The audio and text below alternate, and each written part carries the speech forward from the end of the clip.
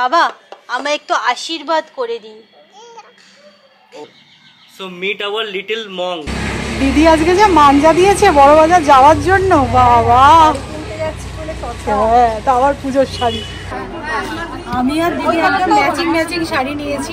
এটা হচ্ছে বাবার তরফ থেকে দিদিকে আর সৌমিকে পুজোর উপহার। Good morning SS family, welcome back to the channel. আজকে আমি ব্লগটা একটু লেট করে স্টার্ট করছি। সকালে উঠে একটু প্যাকিং সারলাম, তো কালকে চলে যাচ্ছি মায়ের কাছে। ওখানে 2-3 দিন থেকে আমরা পুনে ব্যাক করব। কলকাতায় আসবো জানো তো, এটাই বেশি ভালো লাগে। আসলে সবার সাথে কোথা দিয়ে যে সময় কেটে যায় বোঝাই যায় না। তো যাই হোক, তোজোরগুলো এখনও কিছুই গোছাইনি, কারণ তোজোর টুকটাক জিনিস লেগেই যায়, তাই ওটা একবারে কালকে প্যাকিং করব ফাইনাল। আর আমাদেরগুলো মোটামুটি আমি নিয়েও নিয়েছি। কালকে রাত্রিবেলা খাওয়া দাওয়া করে আড্ডা দিয়ে আমার আর ব্লগ এডিট করা হয়নি, তো কিছুটা কালকে রাত্রিবেলা খাওয়া দাওয়া আড্ডা দিয়ে আর আমার ব্লগ এডিট করতে ইচ্ছা করছিল না, তো সকালবেলা উঠে সেই কাজটাও কমপ্লিট করলাম, এডিট হয়ে গেছে। আর মাকে ফোন করেছিলাম, মা বলছে যে কি কিনে রাখবো বল তোজোর জন্য, কি সবজি আনবো, কি মাছ আনবো। এবার ওই বাড়িতে এক্সাইটমেন্ট। তোজো জানো তো রিসেন্ট ফেভারিট এই জায়গাটা, মানে এখানে এখন বসিয়ে দিলে অনেকক্ষণ এখানে বসে থাকে, খেলনাগুলো নিয়ে খেলে। তো এটা দেখে না আমার মনে হয়েছে পুনেতে যদি একটা টেন্ট হাউস বানিয়ে দিই, তাহলে ওর ভেতরে যদি খেলা টেলা থাকে ও অনেকটা টাইম বিজি থাকবে। হ্যাঁ খেলনা কি মানে খেলনা, একটু হাই করো। কালকেও তোমরা ব্লগে দেখছিলে এইখানটায় বসেছিল, আজকেও একদম বসিয়ে দিয়েছি, অনেকক্ষণ বসে আছে। না বাবা বলবো না, মানে বাচ্চা নিজে নিজে যদি বিজি থাকে, এর থেকে খুশির জিনিস আর মা বাবার জন্য কিছু হতেই পারে না। আজকে আমাদের তোজোর একটা স্পেশাল ফটোশুট হবে। এর আগে তো অনেক ফটোশুট হয়েছে ঠিক কথা, বাট আজকে একটা একটু বেশি স্পেশাল, তাই না? একদম নেরুবুন্ডু হয়ে ফটোশুট। সন্ন্যাসী রাজা নাকি?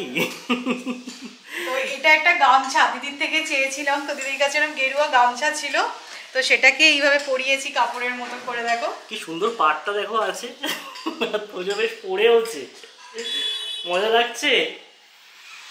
পুরো ছোট্ট সন্ন্যাসী লাগছে কিন্তু, তাই না? হ্যাঁ, ওর হাতে একটা লাঠি নিতে হবে। হ্যাঁ, লাঠিও আনা হয়েছে। ওরে বাবা, মা তো একদম অ্যারেঞ্জমেন্টে 100 হ্যাঁ, সব জোগাড় করে দিয়েছে। বাহ, তুমি সবাইকে একটু আশীর্বাদ করে দাও, সন্ন্যাসী তো একটু আশীর্বাদ করে দাও, তো হাত তুলে। চলো ছাদে গিয়ে ছবি তোলা হবে, তাই তো?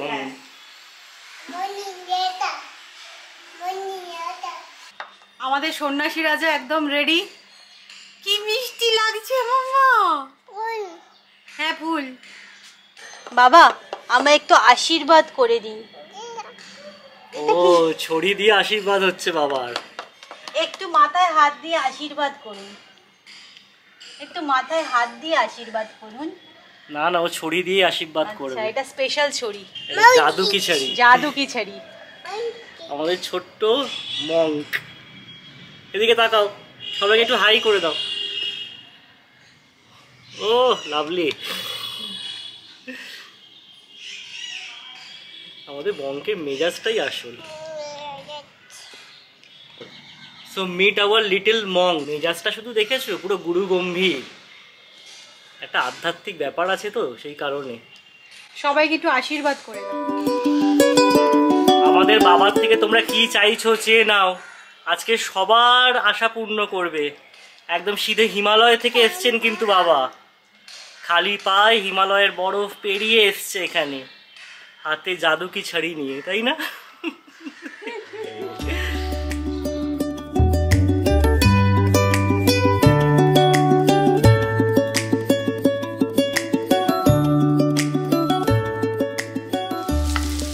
কয়েকদিন ধরে আমি মামনিকে বলছিলাম মাছের ডিমের বড়া খাবো, তো আজকে দেখছি বাবা মাছের ডিম এনেছে বাজার থেকে, তো সেটাই এখন ভাজা চলছে। লাঞ্চের মেনু আজকে মাছের ডিমের বড়া, তার সাথে মসুর ডাল, আর এখানে হচ্ছে ভেটকি মাছের কালিয়া। পিসের সাইজগুলো দেখো, যা বড় বড় না, আমি একটা গোটা খেতেও পারবো না মনে হয়। তো যাই হোক, বসে গেছি। এই মাছের ডিমের বড়া খেতে আমার সত্যি খুব ভালো লাগে, তরকারিটা অত ভালো লাগে না, আলু দিয়ে একটা হয় না। স্পেসিফিক্যালি সৌমির রিকোয়েস্টেই হয়েছে এই মাছের ডিমের বড়াটা। সৌমি বাবাকে বলেছিল বাইরে থেকে নিয়ে আসার জন্য। চলো খেয়ে। আর এই মাছের ডিমের বড়া না টাটকাই ভালো লাগে, আমাদের ওখানে কি এরকম টাটকা মাছের ডিম পাওয়া যায় না খুব একটা। খুব ভালো টেস্ট। আর এখন বর্ষাকালে মাছের ডিমটা পাওয়াও যায়। খেয়ে দিয়ে উঠে সাথে সাথে রেডি হতে না আমার একদম ভালো লাগে না, মনে হয় যে খেয়ে দিয়ে উঠে একটু অ্যাটলিস্ট রেস্ট নিয়ে বেরোবো। তাই ভেবেছিলাম আজ তাড়াতাড়ি খাওয়া দাওয়া সেরে নেবো, কিন্তু শেয়ার হলো কই, 2:30 বেজে গেছে, এই জাস্ট খেয়ে উঠলাম। দিদিকে 3টের সময় টাইমিং দেওয়া ছিল, আজকে আমরা বড় বাজার যাচ্ছি। তো দিদিকে কল করে বললাম যে তাড়াহুড়ো করো না, 3:30 নাগাদ বেরোবো। তো চলো রেডি হই, আজকে বড় বাজার যাচ্ছি অনেক দিন পর, টুকটাক ভালোই শপিং হবে। দিদি আজকে যা মাঞ্জা দিয়েছে বড় বাজার যাওয়ার জন্য, বাবা হ্যাঁ, তা আবার পুজোর শাড়ি। আর কি গরম, আজকে বৃষ্টিও অল্প অল্প স্টার্ট হয়ে গেছে। এই গরমটা দেখেই মনে হচ্ছিল বৃষ্টি হবে। হ্যাঁ, আনইনটেনশনাল। হ্যাঁ, কেউ জানতামই না।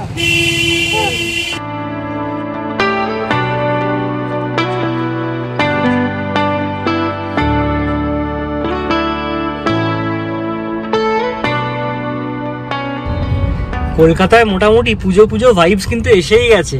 এখানে আহিরটোলার প্যান্ডেল শুরু হয়ে গেছে, কালো কাপড় দিয়ে ঢেকে রেখেছে, থিমটা কাউকে দেখতে দেবে না আর কি। আমরা বাড়ি থেকে বেরিয়েছিলাম এই 3:45 নাগাদ, অলমোস্ট 1 ঘন্টা 20 মিনিট হয়ে গেল। আমরা এখনো কালাকার স্ট্রিটে দাঁড়িয়ে আছি, প্রচন্ড জ্যাম রাস্তা।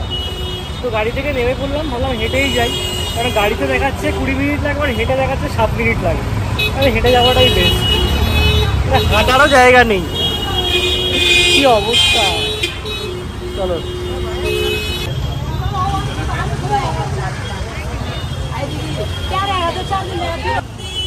কিরম নাম?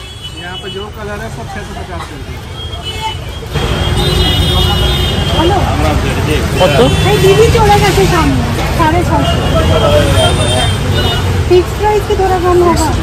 हेलो वर्क सब आलादा आलादा আছে, লাইনিং আছে, লাইনিং আছে, দিয়া কটন লাইনিং খালি কলারটা একটু চেঞ্জ করো।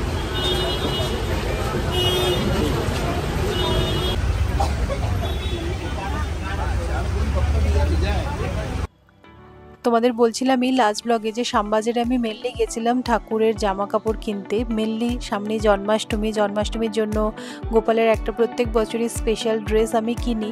তো শ্যামবাজারে পছন্দ হচ্ছিল, কিন্তু সেই ড্রেসগুলো এত অত্যাধিক দাম চাইছিল। তো দিদিকে বলাতে দিদি বললো যে তাহলে আমরা যখন বড় বাজার যাবই, বড় বাজার থেকেই কিনো। আর এত ভালো এই ডিসিশনটা হয়েছে। এখন আমি যে দোকানটায় এসেছি, সত্যি বলতে এত সুন্দর সুন্দর গোপালের ড্রেসের কালেকশান, মানে কোনটা ছেড়ে কোনটা নেব সেটাই আমি ভাবছিলাম। আর একদম রিজনেবল প্রাইসে। তবে হ্যাঁ, এখানে কিন্তু সাধারণ যে কটন ড্রেসগুলো আমরা ডেলি বেসিসে পরিয়ে থাকি সেরকম কালেকশান আমি খুব বেশি দেখলাম না। কিন্তু স্টোন ওয়ার্কের বা হ্যান্ড ওয়ার্কের যে ড্রেসগুলো হয়, যেগুলো ধরো অকেশনালি পরানোর, সেই রকম ড্রেস দেখলাম খুব ভালো ভালো আছে। আর স্টার্টিং প্রাইস শুনবে 180 টাকা। বেস্ট পার্ট হচ্ছে তুমি যেই ড্রেসটা সিলেক্ট করবে তার সাথে ম্যাচিং করে কিন্তু ওনারা সুন্দর সুন্দর পাগড়িও বানিয়ে দিচ্ছেন। তো আমি তো ড্রেস অনেকগুলোই নিয়েছি। আর হ্যাঁ, স্পেশাল একটা জন্মাষ্টমীতে পরাবো বলে ড্রেস নিয়েছি। কীরকম কী নিয়েছি সেগুলো তোমাদেরকে পরে আমি দেখাবো জন্মাষ্টমীর স্পেশাল শপিং ব্লগে, তো তখন তোমরা দেখো। আর আমি মানে একটা দুটো নিতে গিয়েছিলাম, কিন্তু গোপালের জিনিসগুলো দেখে এত পছন্দ হয়ে গেল। অনেকগুলো ড্রেস, তার সাথে ম্যাচিং পাগড়ি নিয়েছি, মায়ের গোপালের জন্য একটা ড্রেস নিয়েছি। তো যাই হোক, ভাগ্যিস কালকে শ্যামবাজার থেকে কিনিনি, এখানে এসে তো খুব ভালো লেগেছে আমার। গোপালের জামাগুলো এত পছন্দ হয়েছে, মানে একদম ম্যাচিং করে সুন্দর পাগড়িও বানিয়ে দিলেন ওনারা, দারুণ পছন্দ হয়েছে।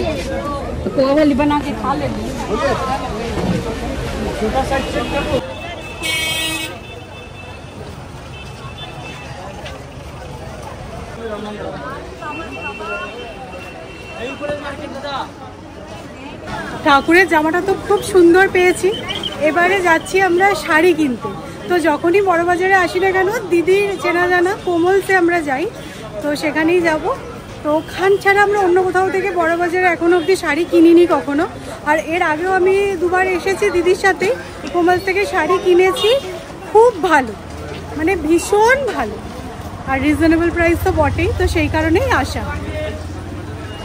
এর আগে যখন আমি ভিডিও বানিয়েছিলাম, তোমরা অনেকেই জিজ্ঞাসা করেছিলে এক্স্যাক্ট লোকেশনটা কোথায়, বা আমার রেফারেন্সে অনেকে এসেছো এই কোমালসে।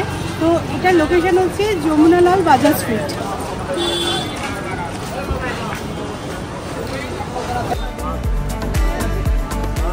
বড়বাজারে আসলে একটু ভিড়ের ঠেলাঠেলি সেগুলো তো সহ্য করতে হয়, কিন্তু কোমল শাড়ি যে কতটা পপুলার বাইরের এই ওয়েটিং লাইনটা দেখলে তোমরা নিশ্চয়ই সেটা বুঝতে পারবে।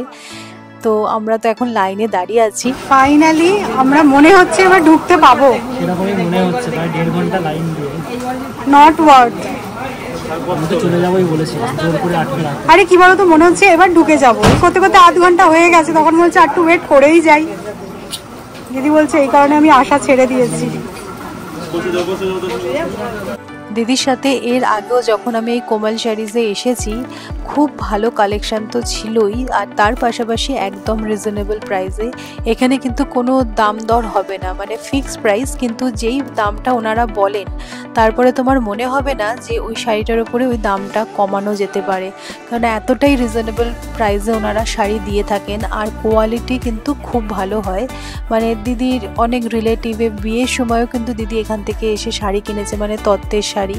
তো খুব ভালো, মানে আমি তোমাদেরকে একটুখানি বলতে পারি তোমরা যারা যারা কোমল শাড়িতে আসবে তারা চোখ বন্ধ করে দামি শাড়িও কিন্তু নিতে পারো। মানে এখানে যেমন ধরো পিওর সিল্ক যদি 2-2.5 হাজার টাকায় পাও, সেই শাড়িটাই কিন্তু তোমরা মার্কেটে 4-4.5 হাজারে পাও। তো কোয়ালিটি নিয়ে কোনো ভাবতে হবে না। এর আগেও আমি যেহেতু শাড়ি কিনেছি, তো ওনারা এই টাইপের অর্গানজা, তারপরে এখন যে জিমিচু শাড়ি বেরিয়েছে সেইগুলো দেখাচ্ছিলেন। বাট আমার না সবসময় শাড়ি একটু ট্র্যাডিশনাল ভালো লাগে, তাই জন্য আমি ওনাদেরকে বলছিলাম যে আমাদের রেঞ্জে আপনাদের কাছে যা যা ট্র্যাডিশনাল শাড়ি আছে সেরকম দেখান। बाबू गाड़ी से छोड़ा दे तुम लोग को। इधर पूरे कला क्षेत्रों का आ जाते हैं।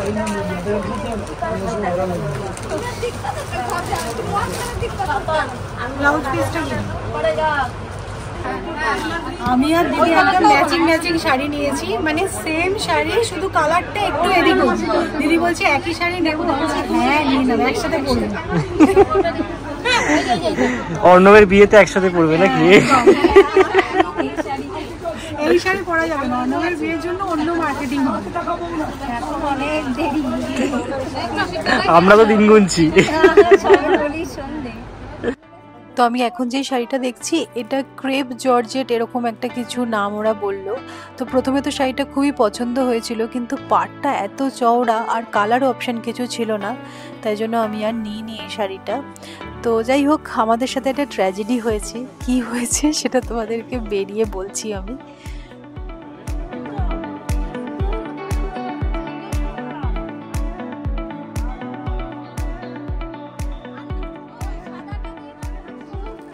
বেজে গেছে 9টা, তো আমরা এখন বাড়ি ফিরে যাচ্ছি। কি হয়েছে বলো তো, আমরা না লাস্ট মোমেন্টে দোকানে ঢুকেছি, তো ওরা আর দেখাতে খুব বেশি ইন্টারেস্টেড নয়, কারণ না 8টায় দোকান বন্ধ হয়ে যায়, মানে 8টার পর থেকে যারা ভেতরে থাকে ওই 2-1বার একটু দেখাচ্ছে সেরকম। তো আমরা যে দেখে খুব ভালো করে মানে একদম মন ভরে শপিং করেছি সেরকম কিন্তু নয়। তো 2-4টে দেখে তার মধ্যে থেকে আমাদের 1-2 পছন্দ হয়েছে, কারণ ওরমভাবে হুড়োহুড়ি করে তো আর শাড়ি কেনা যায় না। তো কি আর করবো, অগত্যা বাড়ি ফিরে যাচ্ছি যতটুকুন হয়েছে। বাট তখন আমি তোমাদেরকে লাইনে দাঁড়িয়ে বলছিলাম যে not worth, but totally worth, এতটাই রিজনেবল প্রাইস। তো আমি তাই দিদিকে বলছি, দিদি কি করবে, কালকে সকালবেলা কি আরেকবার ঢু মারবে? মানে ওদের 9:30 থেকে খোলে দোকান, একবার ঢু মারা যেতেই পারে। হ্যাঁ, দিদিরও মন ভরেনি, আমার তো ভরেইনি। তাও দিদি কি মানে যেহেতু থাকবে এখানে তো মাঝে চলে যেতে পারবে, আমি তো চলে যাচ্ছি আর আমি আসতে পারবো না পুজোর আগে। তো সেই জন্যই ভাবছি কি করব, মানে নিচের যে পোর্শনটা আছে না আমাদের দেখালোই না, বললো এখানে দেখবেনই না, কারণ আমরা এখন দেখালে আবার বিলিংই করবে না ওরা। তো যাই হোক, কি আর করা যাবে, দেখি আমরা বাড়ি গিয়ে আবার একটুখানি বৈঠক বসাই কি করা যেতে পারে। মামনি বললো তোরা থেকেই যেতে পারতিস আর আসলি কেন। Good morning. কালকে আর আমি ব্লগটাকে কন্টিনিউ করতে পারিনি, কালকে যেন আমাদের বাড়ি ফিরতে ফিরতে প্রায় 9:30 পৌনে 10টা হয়ে গেছিলো। আর আমাদের এই টেকো বাবু এত ভালোভাবে সুন্দর ছিল মামনির কাছে যে বলার নয়। কি বলছো তুমি? সবাইকে হাই করো, গুড মর্নিং বলো। দেখো সত্যি বলতে তোজো কিন্তু আমাকে আর সৌরভকে ছাড়া পুনেতে কাউকেই দেখে না। তো এটা আমরা কোথাও গিয়ে ভাবছিলাম যে এবারে কলকাতায় এসেও কিরম রিয়াক্ট করবে, কারণ এখন তো একটু বুঝতে শিখেছে। লাস্টবারে যখন এসেছিলাম একদম সুন্দর ছিল মামনিদের কাছে, তো এবারে আমরা একটু ভয় ছিলাম।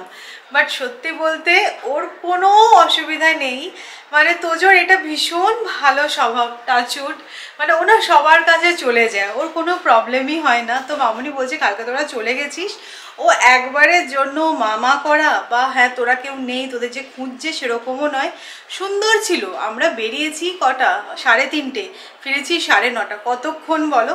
তো তারপরে মামুনির কাছেই খেয়ে নিয়েছে। তো এটা সত্যি আমার খুব ভালো লাগছে যে হ্যাঁ ওকে যেভাবে আমরা সুন্দর করে মানুষ করার চেষ্টা করছি, ও কিন্তু সেরকম, মানে ধরো আমরা ভিডিও কলে বলি এটা পিপি, এটা ঠাম্মি, এটা দিদুন, তো এইগুলো যে ভিডিও কলে ও দেখে না, ওগুলো নিশ্চয়ই ও কিছু বুঝতে পেরেছে যে এরা আমার নিজের লোক। তো এটা আমার খুব ভালো লাগে। আর তোজো এমনিতে আমার একটু ভয় ভয় লাগে, কখনো কখনো কথা বেরোলো, ও না সবার সাথে চলে যায়। সেদিনকে আমরা প্যান্টালুন্সে গেছিলাম, তো দেখছি আর খুঁজে পাচ্ছি না, তারপরে সেলস পার্সনের সাথে দেখছি খেলছে। তো এইগুলো ওর মধ্যে আছে, এটা ওর নেচার। তার মধ্যে হ্যাঁ আমরা যেভাবে ওকে বড় করছি, আমি খুব মানে আমি খুশি, মানে তোমাদের বলে বোঝাতে পারবো না যে হ্যাঁ সবার কাছেও যায়, এমনটা নয় যে মাই চাই শুধু বাবা চাই, এরকমটা নয়। তো এটা সবার খুব ভালো লেগেছে। জামাইবাবু এসেছিল কালকে, সে জামাইবাবুর সাথে নাকি প্রচুর খেলেছে। তো এই আর কি। তো এখন চলছে আমার ফাইনাল প্যাকিং, এরপরে দিদিরা আসবে, আড্ডা দিদি আর তখন প্যাকিং হবে না, তাই ভাবলাম যে সকালটা হাতে সময় আছে, প্যাকিংটা সেরে নিই। আর আজকে যেহেতু সানডে সবার ছুটিও আছে, বেশ জমিয়ে আড্ডাটা হবে। তো যাই হোক, কালকে কি কি কিনেছি তোমাদেরকে একটু দেখাতে চাই। শাড়ি মেনলি আমার আর দিদির জন্য যে শাড়িটা মামুনি বাবা দিচ্ছে পুজোতে, তো সেই শাড়িটা আমি দেখিয়ে দিচ্ছি।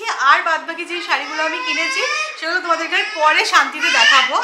কালকেই বলছিলাম আমি আর দিদি কিন্তু পুরো সেম শাড়ি নিয়েছি, শুধু কালারটা এদিক ওদিক। তো দেখো আগে প্রথমে দিদির শাড়িটা দেখিয়ে দিচ্ছি। এগুলো হচ্ছে বিষ্ণুপুরি সিল্কের ওপর কলাক্ষেত্র। তো এগুলো এবারে দেখলাম খুব উঠেছে, আর আমার এগুলো ভীষণ সফিস্টিকেটেড লাগলো। এগুলো কিন্তু পুরো সুতো দিয়ে কাজটা করা, আর বডিটা দেখো এরকম ব্রাইট কালারের ওপর, আর পাড়টা এরকম একটু টেম্পল পাড় আছে। আঁচলটা দেখো এরকম কন্ট্রাস্টে আছে, ব্লাউজ পিসটাও এইরকম কন্ট্রাস্টে। তো এই শাড়িটা দিদি নিয়েছে, দিদির এই কালারটা খুব ভালো লাগলো। আমি খুব বেশি খুলছি না শাড়িটা, কারণ তোমরা জানো আমি শাড়ি খুব একটা ভাঁজ করতে পারি না। তো এইরকম দেখতে, এই কালারটা খুব সুন্দর। এই সেম কালারের আমার কাছে একটা শাড়ি আছে, আর আমি যে কালারটা নিয়েছি দেখো সেটা হচ্ছে বেগুনি কালারটা। এটা না একটা ডুয়াল টোন আছে, আর সারা শাড়িটা দেখো এরকম ছোট ছোট কলকা করা আছে সুতোর। আর আঁচলটা দেখো, মানে এই বেগুনির সাথে না এই গ্রিন কম্বিনেশনটা খুব ভালো লাগলো। ব্লাউজ পিসটাও কিন্তু এই কালারের, ভীষণ পছন্দ হয়েছে আমার দিদির দুজনেরই এই শাড়িগুলো। তোরা দেখায় আমাদের এটা পছন্দ হয়ে গেছিল বলে আমরা বলতে পারো একটা দুটো শাড়ি কিনতে পেরেছি। বাবা নইলে 1.5 ঘন্টা লাইন দিয়ে খালি হাতে যদি কিনতে হতো, কারণ ওরা বলছে আমরা আর দেখাবোই না, আমাদের পুরো শাড়ি ঘেটে গেছে। কালকে দাঁড়িয়ে দাঁড়িয়ে আমার তো পুরো কোমর ব্যথা হয়ে গেছিল, আমি এসে রাত্রিবেলা জাস্ট শুয়ে পড়েছি। আর কালকে প্রথমে ভেবেছিলাম যে আমি আর দিদি যাবো, তারপর দিদি বললো যে না তুই না গেলে হবে না, মানে সৌরভকে যেতে বললো। মানে বড় বাজারে না আমরা গিয়ে ঠিক আছে মানে ঠিক কেটে যাবো। আমি কি ঘাটা থেকে বাঁচিয়েছি জানি না, বাট হ্যাঁ স্বপ্নে ছিলাম এটাই। তো এই যে আমার এরকম ময়ূর করা দেখো আঁচলটায়, এটা হচ্ছে বাবার তরফ থেকে দিদিকে আর সৌমিকে পুজোর উপহার।